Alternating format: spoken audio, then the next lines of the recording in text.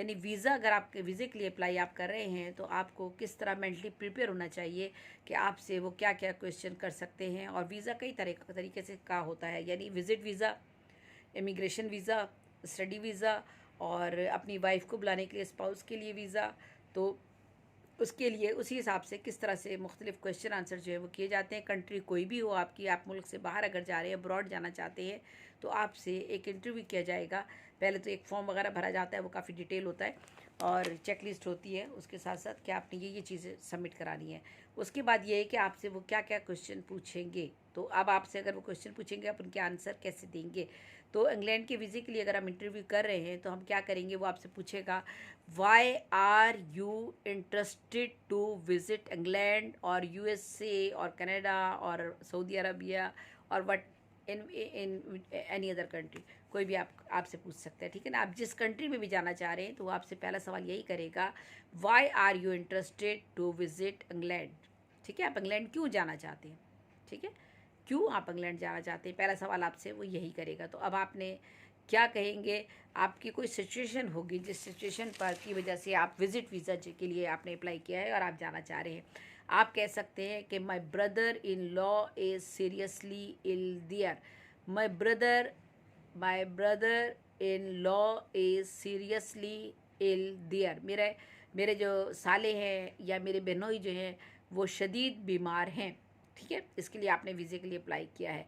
और अब वो आपसे अगला क्वेश्चन ज़रूर कहेगा कि वो वहाँ पर क्या करते हैं। ठीक है, क्योंकि उनको इन चीज़ों में इंटरेस्ट होता है कि वहाँ जो शख्स है वो उसका उसका उसका फाइनेंशियली स्टेटस क्या है और आपका फाइनेंशियली स्टेटस क्या है।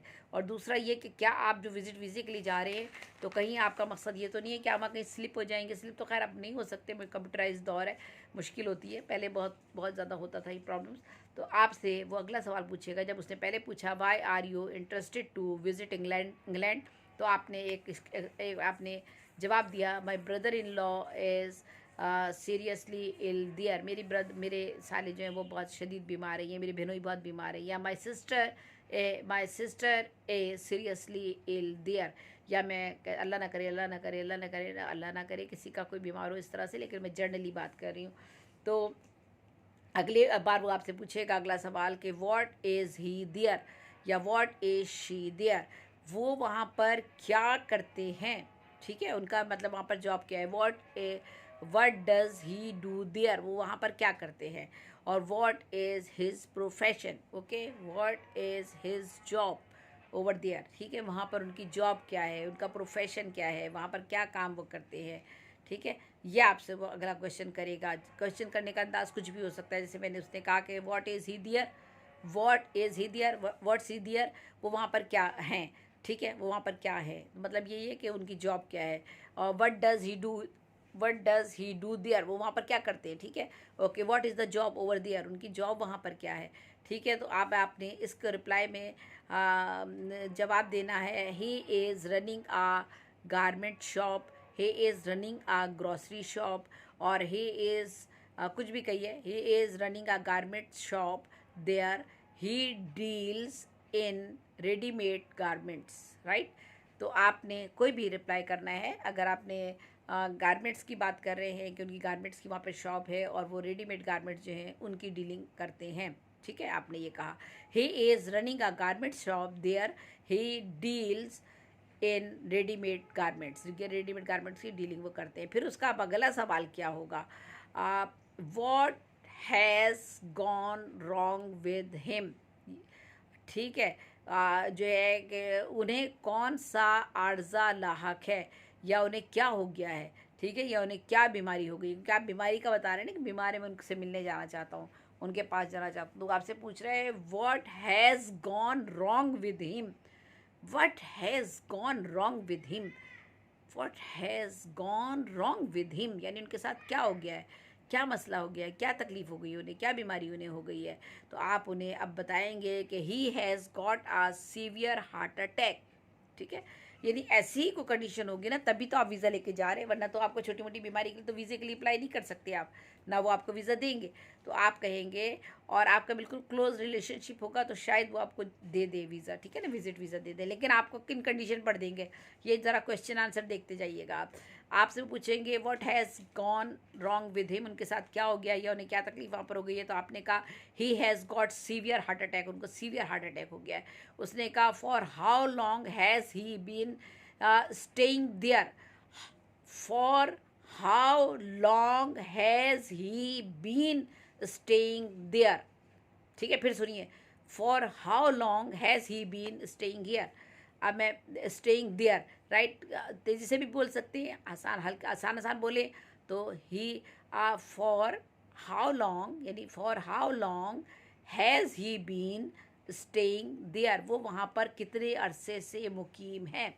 अब जब मैं दूसरा आपकी टेंसेस भी पढ़ा रही हूँ ना, तो टेंसेस में ये चीज़ें आ जाती हैं कि उसमें आप बहुत आसानी से समझ लेंगे कि सेंटेंस क्यों इस तरह से बना, जब मैं उस टेंस की तरफ जाऊँगी तो लेकिन बहरहाल अब अभी चूँकि यहाँ पे सिचुएशन चेंज है, तो वो पूछ रहे हैं कि वो वहाँ पर कितने अरसे से हैं। ठीक है, अगर वो ज़्यादा अरसे से हैं या कम अरसे से हैं, वो ये सारी आपकी फाइनेंशियली स्टेटस देखना चाहते हैं वो। तो आपसे उन्होंने पूछा कि क्या उन्हें हो गया है, तो आपने बता दिया कि उन्हें हार्ट अटैक हो गया है। फिर उन्होंने पूछा वहाँ पर कब से हैं, for how long has he been staying there, वो वहाँ पर कब से रहते हैं, तो आपने कहा he has been living there for the last 18 year. फिर आपने बिल्कुल जवाब भी देखें, जो क्वेश्चन हो रहा होता है बिल्कुल जवाब भी आपका उसी तरह से आता है। अगर आप क्वेश्चन करना सीखते हैं तो आपको जवाब देने भी आते हैं। मैं इस पर 2-3 एक प्रोग्राम कर चुकी हूँ क्वेश्चंस पे, बहुत सारे क्वेश्चंस, 100 200 250 300 क्वेश्चन ऐसे बनाने चाहिए आपको। मुख्तलिफ WH क्वेश्चन बनाएं और आप दूसरे लफ्ज़ों से क्वेश्चन बनाइए, तो आपको खुद ब खुद कन्वर्सेशन करनी आएगी। For how long has he been staying there, तो आपने कह दिया he has been living there for the last 18 years. 18 years, 20 years, 2 years, 3 years, 4 years, जो आप कहना चाहें, लेकिन ज़्यादा साल बताएंगे तो आपका इंटरव्यू जो है वो ज़्यादा अच्छा होगा। ठीक है, तो आपने उनको जवाब देना है he has been living there for the last 20 years. ठीक है, 20 साल से वहाँ रहते हैं, तो उसका मतलब 20 साल से रहते हैं तो एक आदमी इस्टेब्लिश होगा वहाँ पर, जो यहाँ पर रहता है। ठीक है, फिर उसने पूछा कि what nationality has he owned, what nationality has he owned, उनकी कौमियत क्या है या उनकी नेशनलिटी क्या है। ठीक है, तो अब आपने अच्छा, जो लोग USA में रह रहे हैं, तो USA में लोग 19 साल 20 साल रहने के बावजूद भी उनको ग्रीन कार्ड नहीं मिला हुआ होता, और इमिग्रेंट तो हो जाते हैं लेकिन वो वहाँ के सिटीज़न नहीं होते। अमेरिका में ख़ास तौर पे बहुत प्रॉब्लम्स हैं, तो उसके बाद इसलिए ये क्वेश्चन किया जाता है कि उसने भी what nationality has he owned, उनकी नेशनलिटी वहाँ पर क्या है। हालांकि वो 18 साल से वहाँ पे रहते हैं इंग्लैंड में। अब नेशनलिटी पूछने का तो जवाब पैदा नहीं बनता, क्योंकि अगर वो 18 साल से एक शख्स बरतानिया में रहता है तो बरतानवी हो गया वो। ठीक है ना, वहाँ का वो सिटीज़न हो गया। लेकिन सिटीज़नशिप मिलना बहुत मुश्किल होता है अमेरिका में, ख़ास तौर पे अमेरिका में, कनाडा वगैरह में जल्दी से ज़रा मिल जाती है। तो इसीलिए उसने नेशनलिटी आपसे पूछी। बहुत से लोग 20-20 साल से रह रहे हैं, नेशनलिटी नहीं मिली, इमिग्रेशन मिल गया लेकिन नेशनलिटी नहीं मिली, सिटीज़नशिप नहीं मिली। अमेरिका की बात कर रही हूँ, जनरली बात कर रही हूँ। तो जब उसने पूछा कि what nationality has he owned, तो उसने क्या जवाब दिया कि he is a British national. हालांकि पाकिस्तानी था वो, लेकिन उसने चूँकि वो 18 साल से रह रहा है और उसे नेशनलिटी वहाँ की मिल चुकी है, और वो ये बात कंफर्म करना चाह रहा था कि क्या वह वहाँ का सिटीज़न है। तो अगर वो जिसके पास आप जा रहे हैं वो वहाँ का सिटीज़न है, उसको नेशनलिटी मिल चुकी है, इमिग्रेशन मिल चुका है, और वो सिटीज़नशिप ऑन करता है, तो आपका वीज़ा जो है वो आसान हो जाता है। तो उसने आपसे क्वेश्चन किया कि, तो आपने फ़ौरन जवाब दे दिया he is a British national, he is a American citizen. ठीक है, he is a Canadian citizen. ठीक है, ओके, आप कह सकते हैं आराम से। तो फिर उसने कहा when did he last visit Pakistan, when did, देखिए, when did he last visit Pakistan, उन्होंने पाकिस्तान का लास्ट विजिट कब किया था। यानी था तो पाकिस्तान है, लेकिन अब वो नेशनलिटी उसकी जो है वो बरतानिया की है। उसने जवाब दे दिया कि बरतानवी है।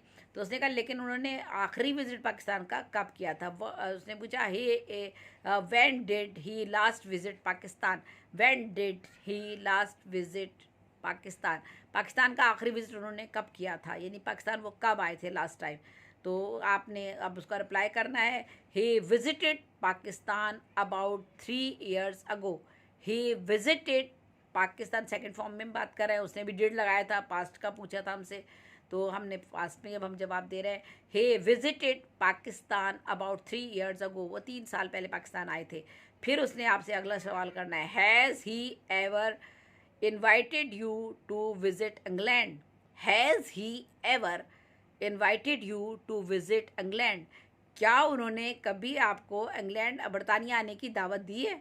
देखिए अब आप से वो फिर ये क्वेश्चन किस तरह से कर रहा है, यानी आपसे जो इंटरव्यू ले रहे हैं वो आपसे कह रहे हैं कि क्या उन्होंने आपको कभी वहाँ पर आने के लिए कहा है, कभी दावत दी है उन्होंने आपने? Has he ever invited you to visit England? क्या उन्होंने इंग्लैंड आने की आपको दावत दी है? तो आपसे अब उन्होंने ये वाला सवाल पूछा, ठीक है।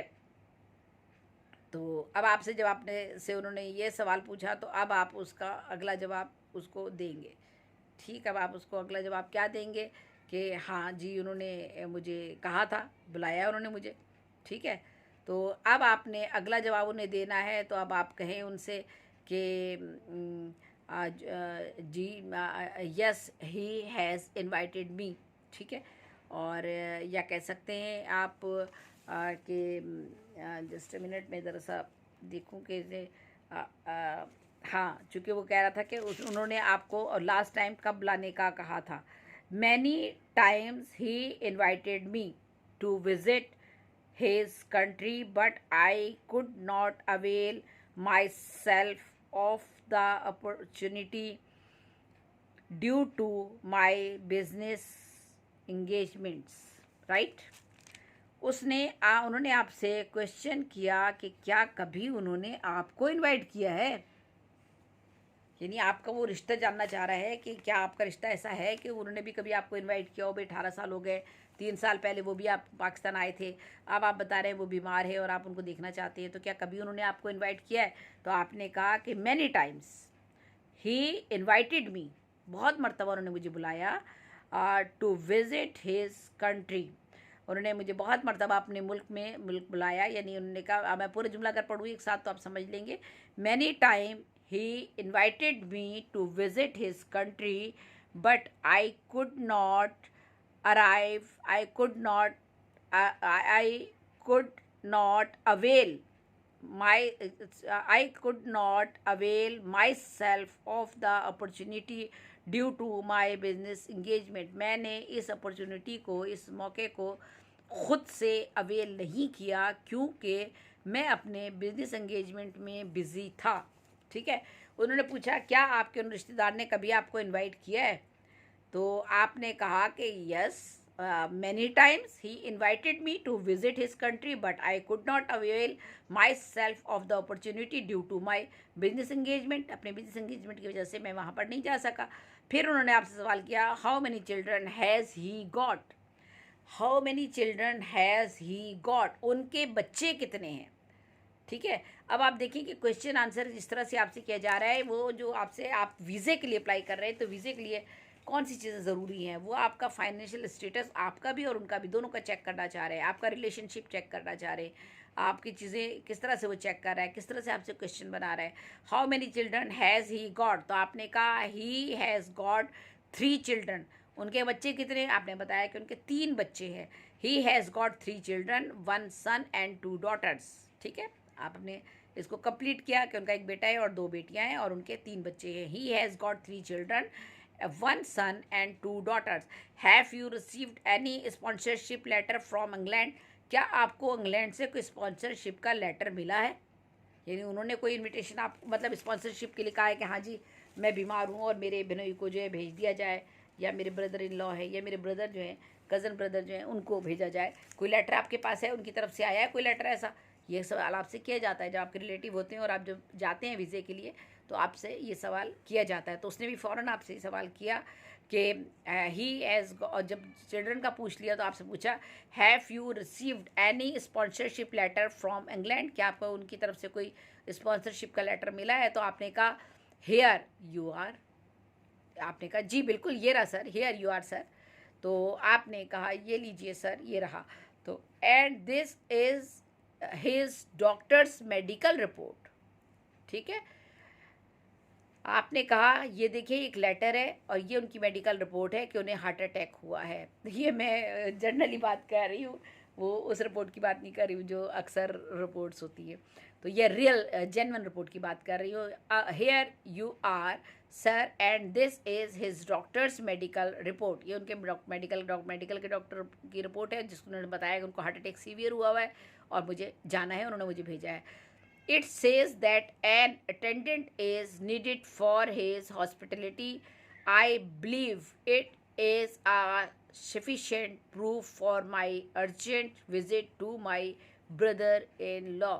उसने कहा कि ये रहा जनाब, ये है वो लेटर जो डॉक्टर ने उनकी रिपोर्ट मुझे भेजी है, वो डॉक्टर की तरफ से उनको दी गई है और इस रिपोर्ट के मुताबिक ये उनको एक तीमारदार की ज़रूरत है, बहुत ज़रूरी है। और मुझे यकीन है कि मेरे बहनोई या मेरे साले जो है इसके लिए जो वाज़ेह सबूत मुहैया किया जाना चाहिए वो मैंने आपको वाज़ेह मुहैया कर दिया है। यानी इस जुमले को मैं फिर से पढ़ती हूँ, फिर गौर कीजिएगा। उसने पूछा कि आपसे have you received any sponsorship letter from England, क्या आपको कोई स्पॉन्सरशिप का लेटर मिला है, यानी उनकी तरफ से कोई लेटर मिला है कि आप आइए यहाँ मेरे पास। तो आपने कहा कि हियर यू आर सर, ये लीजिए, ये देखिए ये आया है।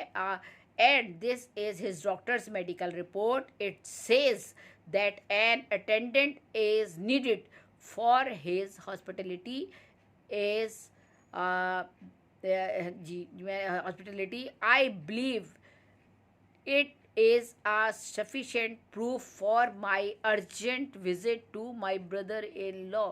मेरा ख़्याल है कि ये देखिए मैं लेटर दे रहा हूँ और ये जो है उनको मेरी ज़रूरत है और मेरा ख़्याल है कि ये एक सफिशेंट प्रूफ है जो मैं आपको मुहैया कर रहा हूँ कि मेरा वहाँ पर जाना जो है वो अज़हद ज़रूरी है। राइट। तो फिर आपने कहा कि फिर वो जवाब आपसे कहता है, फिर क्वेश्चन करता है वो और आपसे कहते हैं for how long do you want to stay there. सबसे इम्पॉर्टेंट क्वेश्चन यही होता है जो उनके दिमाग में चल रहा होता है। वो पूछते हैं कि for how long do you want to stay there, आप वहाँ पर कितने दिन रुकेंगे। वो सोचते हैं कि ऐसा तो नहीं है कि वहाँ जाकर ये बैठ जाएं और बढ़ाते रहें अपना वीज़ा और फिर या वहाँ जाके प्रॉब्लम पे करें ये हमारे लिए। तो for how long do you want to stay there, आप वहाँ पर कितने अरसे तक रुकना चाहते हैं। तो उसने कहा मैक्सिमम फॉर 3 वीक्स। जवाब में दिया maximum for 3 weeks, maximum for 1 month, maximum for 2 weeks. ठीक है, आप कुछ भी कह सकते हैं, 2 हफ्ते के लिए। I think I will not be able to spend more time there. My business here will suffer a lot even in this period।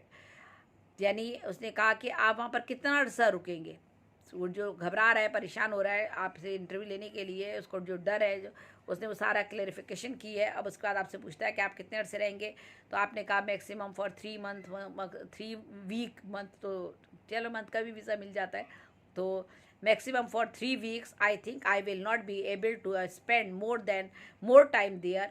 My business here will suffer a lot even in this period. अगर मैं मेरे इन 3 हफ्तों के दरमियान मेरा जो यहाँ business है वो बहुत ज़्यादा सफ़र करेगा, यानी बहुत ज़्यादा मुश्किल में पड़ जाएगा और मैं वहाँ ज़्यादा अरसा नहीं गुजार सकता। मेरा ख़्याल है कि मैं वहाँ सिर्फ 3 वीक रहूँगा।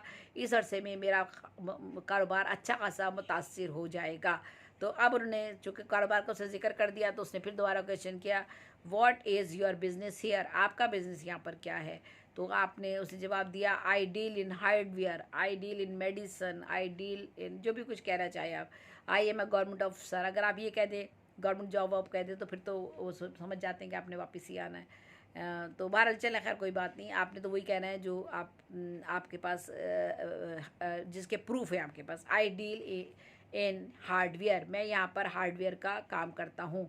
ठीक है, मेरा हार्डवेयर का कारोबार है यहाँ पर। What is your income here in Pakistan, आपकी पाकिस्तान में इनकम कितनी है। ठीक है, वो आपका स्टेटस भी तो देखना चाहता है ना। तो आपने कहा minimum rupees 50,000 per month. Okay, 50,000 per month. आपने कहा कि मेरी आमदन जो है वहाँ पर 50,000 है यहाँ पाकिस्तान में। राइट, ये कह दिया आपने, बता दिया। उसने पूछा how many dependents have you here, आपके डिपेंडेंट कितने हैं, आप कितने लोगों को को कितने लोगों का खर्चा उठाते हैं, यानी आपके घर के अफराद कितने हैं, यानी your family members, how many family members do you have, ये भी क्वेश्चन कर सकता है। How many dependents have you there, आपके फैमिली मेम्बर यहाँ पर कितने हैं। तो आपने कहा I live here with my parents, I have got a family of 4 children and a wife to support. ठीक है, my father is a retired government officer, right. उसने कहा कि मैं जो हूँ आई live here with my parents, मैं अपने वालिदैन के साथ रहता हूँ। आई live here with my parents, मैं अपने पेरेंट्स के साथ रहता हूँ। आई have got a family of 4 children, मेरे 4 बच्चे हैं मेरी फैमिली में, मेरे मेरे अपने यानी फैमिली के 4 बच्चे हैं। And a wife to support, जिसको मैं सपोर्ट करता हूँ, 4 बच्चे और एक मेरी बीवी है जिसको मैं सपोर्ट करता हूँ, यानी मैं। और माई father is a retired government officer, और मेरे वालिद साहब जो हैं वो भी रिटायर्ड गवर्नमेंट ऑफिसर है। इसका मतलब है उनकी पेंशन भी आती है, 50,000 रुपये मेरी सैलरी है और मेरे वालिद की भी पेंशन आती है। उन्होंने फिर अगला सवाल उसने पूछा, how who will bear the expenses of your visit to England, आपके इंग्लैंड जाने के जो अखराजात हैं वो कौन बर्दाश्त करेगा। ठीक है, यानी वो डर रहा है कि वो ये ऐसा बंदा तो नहीं जा रहा, आपको अपने यहाँ पे बैंक स्टेटमेंट दिखाना पड़ता है, चीज़ें दिखानी पड़ती हैं, कोई चीज़ सिक्योरिटी के लिए भी रखवानी पड़ती है, जो आपका फॉर्म होता है उसमें भरनी पड़ती है, ताकि वो उनको पक्का यकीन रहे कि आपने वापस आ जाना है। तो अब उसने अगला आपसे क्वेश्चन किया कि who will bear the expenses of your visit to England, आपके इंग्लैंड जाने के एक्सपेंसिव कौन बर्दाश्त करेगा। तो उसने कहा, जवाब दिया, I myself sir, I am a businessman as well as a salaried person, यानी मैं ना सिर्फ बिजनेसमैन हूँ बल्कि मैं एक कोई मुलाजमत भी करता हूँ और मुझे वहाँ से सैलरी मिलती है। ठीक है, I can offer any amount for the sake of my sisters welfare, और मैं जितनी जो भी अमाउंट खर्च करना चाहूँ वो मैं ऑफ़र कर सकता हूँ, यानी मैं खर्च कर सकता हूँ अपनी बहन की भलाई के लिए, क्योंकि बहनों की तबीयत ख़राब है ना, तो मैं अपनी बहन की भलाई के लिए जो है वो अपनी बहन के भलाई के लिए भी किसी भी रकम का इंतज़ाम कर सकता हूँ। मैं बज़ाते खुद एक कारोबारी आदमी हूँ, तनख्वाह भी लेता हूँ और मैं अपनी बहन की भलाई के लिए किसी भी रकम का इंतज़ाम कर सकता हूँ। वो ये नहीं कहेगा कि मेरा जो वहाँ पे बंदा रहता है वो पैसे देगा। ठीक है, अगर वो ये कहेगा तो वो कहेगा कि वो लोग ये सोचते हैं कि वहाँ वाले के तो अपने लिए अखराजात मुश्किल होते हैं, तो ये जाकर कहीं ऐसा ना हो कि हमारी गवर्नमेंट पर बोझ बन जाए, मसाइल का हमारी गवर्नमेंट पर हो जाए, मसाइल का सामना करना पड़े। अच्छा, what sort of assurance can you provide us that you will not stay there for more than 3 weeks. देखिए, अब अगला सवाल उसने क्या किया, व्हाट सॉर्ट ऑफ एश्योरेंस, किस तरह की आप किस किस्म की हमें एश्योरेंस देंगे कि can you provide us that you will not stay there for more than 3 weeks, कि आप 3 हफ्ते से ज़्यादा वहाँ नहीं रुकेंगे। आप हमें कोई इंश्योरेंस ऐसी किस किस्म की आप इस चीज़ की क्या ज़मानत देते हैं कि आप वहाँ पर 3 हफ्ते से ज़्यादा नहीं ठहरेंगे। देखिए, फिर उसने क्वेश्चन किया, what sort of insurance can you provide us that you will not stay there for more than 3 weeks, right. फिर सुन लीजिए, व्हाट सॉर्ट ऑफ, सॉर्ट कहते हैं किस किस्म की, what sort of assurance can you provide us that you will not stay there for more than 3 weeks, आप वहाँ पर 3 हफ्ते से ज़्यादा नहीं रुकेंगे, इसके लिए हमें क्या गारंटी देते हैं, क्या आप हमें प्रूफ देते हैं, क्या ज़मानत आप हमें देते हैं। तो वो कहता है, how can I neglect my business which I have established by didn't of hard labour. उसने कहा कि मैं अपने बिजनेस को कैसे नज़रअंदाज कर सकता हूँ सर, जिसको मैंने सख्त जानफिशानी के साथ साल के बाद इस्टेब्लिश किया है, उसे मैं नज़रअंदाज कैसे कर सकता हूँ। यही सबसे बड़ा सबूत है कि मैं अपना बिजनेस छोड़कर जा रहा हूँ और 3 हफ्ते में वापस आ जाऊँगा अपने बिजनेस के लिए, ज़्यादा टाइम वहाँ पर खर्च नहीं करूँगा, क्योंकि मुझे वापस आना है, अपने बिजनेस को देखना है। तो आपका वो आपसे इंटरव्यू लेने वाला आपसे कहेगा, all right, anything else to say. ठीक है, बिल्कुल, आपको कुछ कहना है तो अपनी आप जवाब देंगे, nothing sir, that is enough what I have submitted. और मैंने जो भी कुछ, नहीं जनाब, जो कुछ कह दिया काफ़ी है। ठीक है, मैंने आपको जो भी कुछ कह दिया ठीक है, काफ़ी है। वो उसने फिर आपको जवाब, फिर वो आपसे कहेगा, okay you are permitted to proceed, आपको परमिशन दी जाती है कि आपकी एप्लीकेशन प्रोसीड की जाए, यानी प्रोसीजर के लिए लगा दी जाए, और आपका ये काम हो जाए, ठीक है ना। मतलब अब तकरीबन वो शायद आपसे मुतमईन हो चुका है ऐसे आंसर और क्वेश्चन के बाद, और फिर आप उसको कहेंगे thank you very much, thanks a lot sir, thank you very much sir, कुछ भी कह सकते हैं, bundle of thanks sir, right. और आप उसे बहुत शुक्रिया जनाब कहकर खुदा हाफिज़ कहेंगे, अल्लाह हाफिज़, और इस तरह से आप कमरे से, रूम से बाहर आ जाएंगे। तो आपने देखा कि जब आप इंटरव्यू आपसे लिया जा रहा था तो उसने किस किस्म के सवालात किए, यानी वो आपका ये देखना चाहते हैं कि आप कितने इस्टेब्लिश्ड हैं, आपके पास अपना अमाउंट कितना है, ठीक है। तो जब आपको वीज़े के लिए अप्लाई करना पड़ता है तो कुछ चीज़ें, बैंक स्टेटमेंट वगैरह भी दिखाने पड़ते हैं, बहुत सी चीज़ें भी दिखानी पड़ती हैं। तो इस तरह के आंसर क्वेश्चन आपसे किए जाते हैं।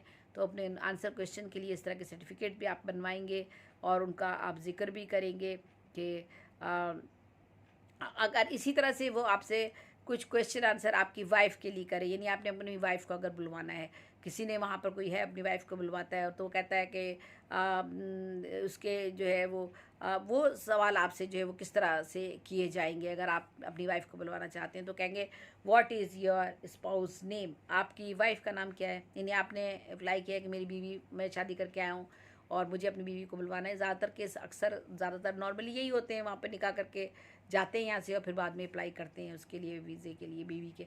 तो what is your spouse name, आपकी बीवी का नाम क्या है, वो आपसे क्वेश्चन करेगा। आपसे पूछेगा what are your spouse hobbies and interest, आपकी बीवी की हॉबीज़ और इंटरेस्ट क्या है। जैसे अगर उसने नाम पूछा तो आप फ़ौरन उसे बता देंगे कि मेरी बीवी का नाम समरीन है, my wife name is Samreen, okay. अब उसने पूछा what are your spouse hobbies and interest, उनकी हॉबीज़ क्या है आपकी वाइफ की, और उनकी जो है वो इंटरेस्ट क्या है। तो आपने बताया कि आप उन्हें बता सकते हैं कि she is a house wife, और आप ये भी कह सकते हैं कि she is she is a teacher, lecturer, what ever, she is a doctor, कुछ भी आप कह सकते हैं, डेंटल डॉक्टर, कुछ भी जो भी आप कहना चाहें वो आप कह सकते हैं, ठीक है। तो फिर वो पूछेगा what make colour is your spouse car, अच्छा, व्हाट मेक मॉडल कलर और योर स्पाउस कार। ऐसी जर्नली वो आपसे को यूँ ही कंफ्यूज करने के लिए कि अगर आपकी वाइफ के पास कार है तो वो किस मॉडल की है, और वो जो है कार अगर क्या ड्राइविंग करना जानती हैं, डज शी ड्राइव, क्या वो ड्राइविंग करना उनको आता है, तो आप कहेंगे कि यस शी ड्राइव्स। और वो पूछेगा ओके, तो उनके पास जो है आपके स्पाउस जो है वो अब अभी इस तरफ बाद में जाते हैं, चले। हॉबी के बाद आया what does your spouse do for are living, वो रहने, आपकी बीवी जो है वो चले कार की अगर उसने बात की, क्योंकि ड्राइविंग बहुत ज़रूरी होती है बाहर के मुल्कों में, ठीक है। तो जो भी शख्स अगर ड्राइविंग नहीं जानता तो आप समझ लें माजूर है। अगर आप अपने बच्चों के पास जाते हैं, वहाँ घर में बैठे रहते हैं बिल्कुल माजूरों की तरह, इसलिए कि जो बसें चलती हैं, जो पॉइंट चलते हैं वो हमारी समझ में नहीं आते, तो वो लोग बेचारे बुज़ुर्ग अपने घरों में ही बैठे रहते हैं। फिर वीकेंड पर जब घर वालों को, बच्चों को, बेटों को, बेटियों को टाइम मिलता है तो फिर आपको मॉल्स वगैरह में घुमाने के लिए ले जाते हैं। तो इसलिए ड्राइविंग अगर आपको आती है तो आप अगर वहाँ जाते हैं और इमिग्रेशन के लिए जाते हैं, क्योंकि वाइफ का पूछ रहा है तो वाइफ तो परमानेंट जाएगी यकीनन, तो उसको ड्राइविंग आती है कि नहीं आती है, वो ड्राइव खुद कर सकती है कि नहीं कर सकती है, क्योंकि ये तो वहाँ तो हर बंदे को ड्राइविंग आनी चाहिए, क्योंकि ग्रॉसरी के लिए जाएगी, बच्चों को स्कूल छोड़ने जाएगी, बच्चों को स्कूल से लेकर आएगी, पार्ट टाइम उसने किसी शॉपिंग मॉल में काम करना होगा, या वो बेबी सिटिंग करेगी, क्योंकि इसके बगैर तो वह काम नहीं चलता। आप एक बंदे की जॉब से काम नहीं चलता। दो के पास दोनों की गाड़ियाँ दो होंगी, दोनों की गाड़ियों के टैक्स जाएंगे, आपके पास जो घर है उसका आपका टैक्स जाएगा, और इसके अलावा जितनी डिग्रियां आपके पास हैं उन सारी डिग्रियों के टैक्स जाएंगे कि आपके पास इतनी डिग्रियां क्यों हैं। अगर आपने वीकेंड पे टैक्सी चलाने का लाइसेंस लिया हुआ है तो उस टैक्सी चलाने का लाइसेंस, चाहे आप टैक्सी चलाते हो पार्ट टाइम या ना चलाते हो, उस टैक्सी चलाने का टैक्स अदा करेंगे। तो हर चीज़ का वहाँ पर टैक्स दिया जाता है। तो यहाँ वहाँ पर लाजमी ना सिर्फ वाइफ आपकी, बल्कि आपका जो बच्चे हैं, बेटियां हैं, बेटे हैं, बच्चे हैं, वो भी जब हाई स्कूल में आते हैं, यानी मैट्रिक 9th में 8th क्लास पास करके जब आते हैं तो फिर उनको भी कुछ आर्ट्स के लिए कहीं ना कहीं जॉब करनी पड़ती है। और वो जॉब शो करनी पड़ती है कि हमने ये जॉब की है, ताकि और वो मार्क्स उनके काउंट होते हैं, उनके कोर्स में उनको मार्क्स मिलते हैं। तो वहाँ पर फिर इसी तरह जब वो हाई स्कूल पास कर लेते हैं, बल्कि हाई स्कूल से पहले ही बच्चे भी जो है वो खुद ब खुद कोई ना कोई जॉब करना शुरू कर देते हैं, और ज़्यादातर जॉब यही होती है वहाँ पर। बड़े मर्द जो है वो टैक्सी ड्राइवर वगैरह होते हैं, और सिक्योरिटी गार्ड होते हैं, और ख़वातीन जो है मॉल में जो है वो काम करती हैं। तो बस इस तरह का ही सिलसिला है बाहर की दुनिया का। बहुत सी सहूलतें हैं तो बहुत सी मुश्किलात भी हैं वहाँ पर। तो ये सब चीज़ें, इसीलिए वो आपसे क्वेश्चन कर रहा है कि आपकी बीवी के पास किस मॉडल की कार है, उसका कलर कैसा है, वो ड्राइविंग करना जानती है या नहीं जानती है। तो फिर आपने उसको बता दिया। What are your hobbies and interest, आपकी हॉबीज़ और इंटरेस्ट क्या है। उसने फिर उससे पूछा, उस बंदे से, कि आपकी हॉबी और इंटरेस्ट क्या है। तो आपने बताया कि आई डू जॉब इन, अव्वल तो उसको पता होता है कि आप जब अपनी बीवी को बुला रहे हैं सब डेटा उसके सामने, लेकिन वो आपका कॉन्फिडेंस चेक करने के लिए आपसे पूछता है। तो आप कहेंगे I am director in a firm, या उस फर्म का आप नाम लेंगे। आई am a director of EMF firm, okay, मैं इस फर्म का डायरेक्टर हूँ, राइट। इसके अलावा क्या करते हैं आप, part time I will also utilise my time and do job, मैं अपने पार्ट टाइम का जो मुझे वक्त मिलता है मैं वो भी यूटिलाइज़ करता हूँ, और उसमें भी मैं जॉब करता हूँ। अब वो जॉब क्या करते हैं, फिर वो अगला सवाल आपसे करेगा, व्हाट डू यू डू, आप क्या करते हैं इन योर लीजर टाइम, या इन योर वीकेंड पे ही लोग करते हैं, टैक्सी वगैरह चलाते हैं 1-2 दिन के लिए, या कुछ 1-2 संडे और सैटरडे के लिए, या 2-4 घंटे के लिए शाम में चला लेते हैं, या कोई और काम ऐसा कर लेते हैं।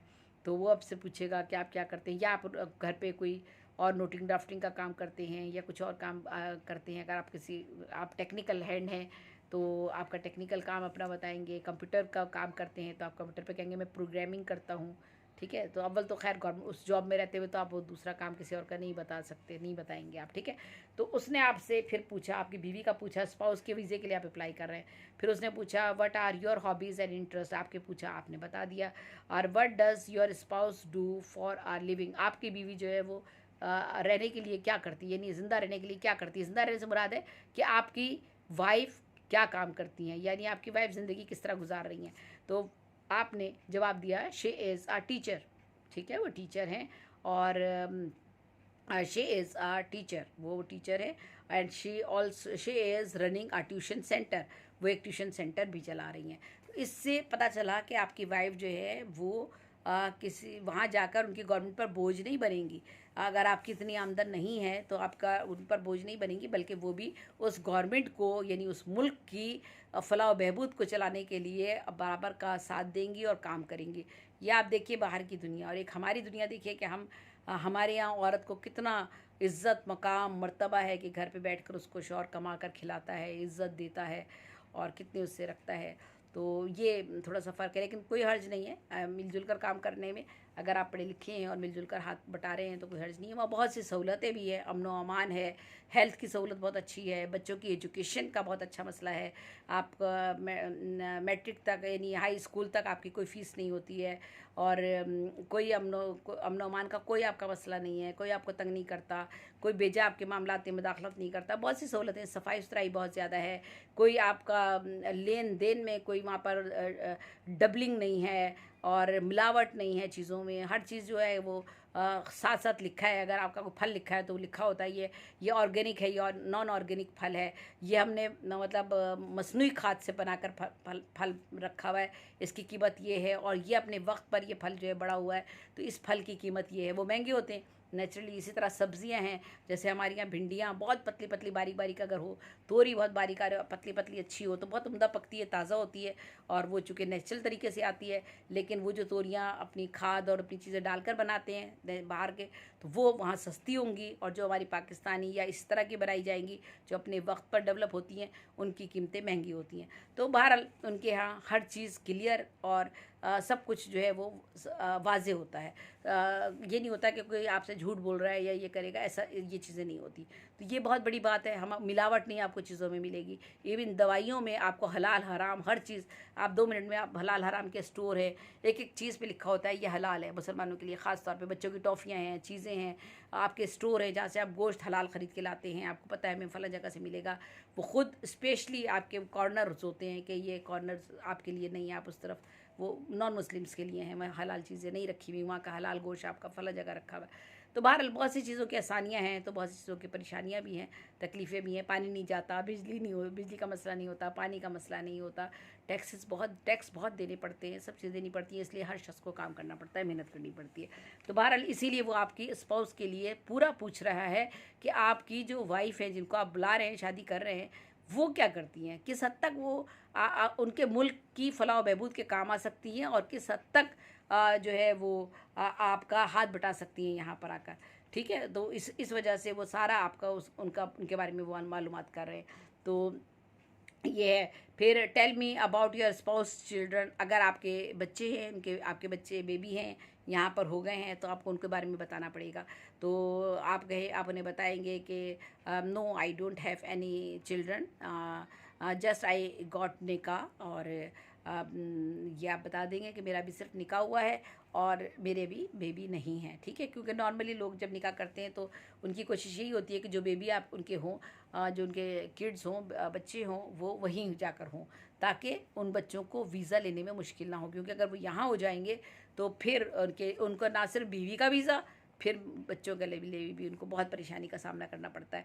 तो वो आपने फ़ौरन कहना होगा कि नहीं, I have no children, just I got निकाह, और I am applying visa for my spouse, अपनी बीवी के वीज़े के लिए मैं अप्लाई कर रहा हूँ। ठीक है, तो ये आप उसको रिप्लाई करेंगे। फिर वो अगर आपसे पूछता है what are your spouse parents name, उनकी आपकी बीवी के वैलिदैन का नाम क्या है। अब देखिए वो आप ये कंफर्म करेगा कि कहीं आप कोई झूठ तो नहीं बोल रहे, कहीं आपने नकली निकाहनामा तो नहीं कहीं सबमिट करा दिया है। वो सारी तस्वीरें भी दी जाती हैं, चीज़ें भी दी जाती हैं वैसे तो नॉर्मली। अच्छा, तो आपने फ़ौरन फिर उसके पेरेंट्स का नाम अगर आपको पता है तो आपने बताना होगा। अभी बहुत से लोग ऐसे हैं जिनको शायद अपने बीवी के सास ससुर का और उनके सास ससुर का नाम ना पता हो, तो बाज़ दफ़ा ये सारे क्वेश्चंस किए जाते हैं, तो आप फ़ौरन बताएंगे कि उनका नाम ये है। Will there be problem with the children from our previous relationship. अच्छा, अब अगर ये सिचुएशन ऐसी भी होती है, जो वो दर्द कैसा, अच्छा तो अच्छा बाज़ दफ़ा सिचुएशन ऐसी भी होती है कि आपने एक आपकी शादी ख़त्म हो गई है और आप दूसरी शादी करके जा रहे हैं। ठीक है, फिर उसमें चिल्ड्रन का भी जिक्र आता है, तो फिर उसमें फिर आपको उसी हवाले से फिर आपको जवाब देना पड़ता है। Did you know that your spouse was previously, जैसे मतलब अगर इस तरह की कोई सिचुएशन आ जाए तो फिर आपने उसकी बात अलग है, वो फिर आपको अलग तरीके से उनका जवाब देना पड़ेगा।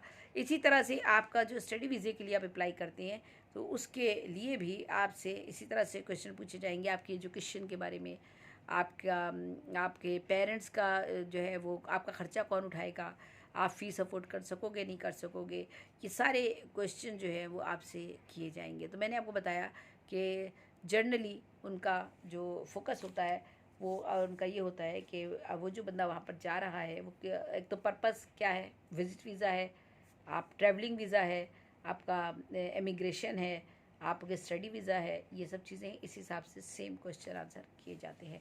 तो मैंने आज आपको बताया कि आज हमने इंटरव्यू, आपको मैंने बताया कि किस तरह से interview for visa of England, interview for visa of USA, Bangladesh, कहीं किसी भी मुल्क में आप जाएँ, जहाँ भी जाएँ, सऊदी अरब जाएँ, जहाँ भी जाएँ, तो आपने वीज़े के लिए अगर अप्लाई करना है तो वो आपसे कुछ क्वेश्चन करेगा, तो आपने उनको कैसे यू विल रिप्लाई। तो देखिएगा मैंने आपको क्वेश्चन आंसर बताए हैं और किस हद तक आपको समझ आए हैं। बार बार आप सुनेंगे तो आपको समझ आ जाएगा और मुश्किल नहीं है। जो सवाल वो कर रहा है बिल्कुल उसी के अंदर से आपका आंसर निकलता है। ठीक है, उसी टेंस में, उसी ग्रामर के रूल के मुताबिक वही आप रिप्लाई करेंगे जो उसने क्वेश्चन आपसे पूछा है। पास्ट का क्वेश्चन पूछा है तो पास्ट में ही आपका रिप्लाई जा रहा है।